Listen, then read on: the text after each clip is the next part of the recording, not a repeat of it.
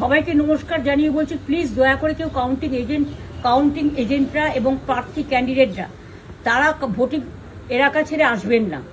Strong রুমে যেখানে counting হচ্ছে, মানে সেন্টারে, সেখান ছেড়ে কেউ আসবেন না। এটা বিজেপির প্ল্যান। প্রথম 2-3 রাউন্ডে আমি কালকে থেকেই বলছি যে ওদেরগুলো আগে দেখাবে, আমাদেরগুলো পরে দেখাবে। এবং অনেক জায়গায় 2-3 রাউন্ড কাউন্টিং করার পরে প্রায় 100টা জায়গায় কাউন্টিং বন্ধ করে রেখে দিয়েছে। এবং কল্যাণীতে ধরা পড়েছে 7টা মেশিন, যেখানে কোনো মিল নেই।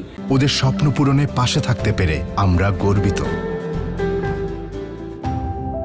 এটা টোটাল ফোর্স পুলিশ, সেন্ট্রাল ফোর্সকে দিয়ে চারিদিকে তৃণমূল কংগ্রেসের উপর অত্যাচার করছে, অফিস ভাঙছে, জোর করে দখল করছে।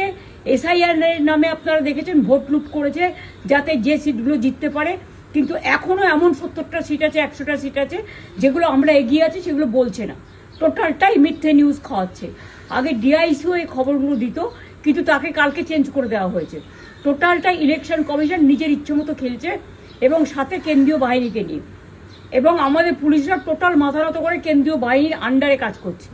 সুতরাং আমি আমাদের কাউন্টিং এজেন্টদের, আমাদের সমস্ত পার্টির কর্মীদের বলবো, অত মন খারাপ করার কারণ নেই। আমি বলেছিলাম সূর্যাস্তের পরে আপনারা জিতবেন। 3 রাউন্ড 4 রাউন্ড কাউন্ট হলেও এটা 14 রাউন্ড থেকে 18 রাউন্ড কাউন্ট হয়, তখন আপনারা জিতবেন। Wait and see, watch. আমরা সবাই আপনাদের সাথে আছি, আপনারা কেউ ভয় পাবেন না, নিশ্চিন্তে থাকুন। আমরা বাঘের বাচ্চার মতো লড়াই করে যাবো।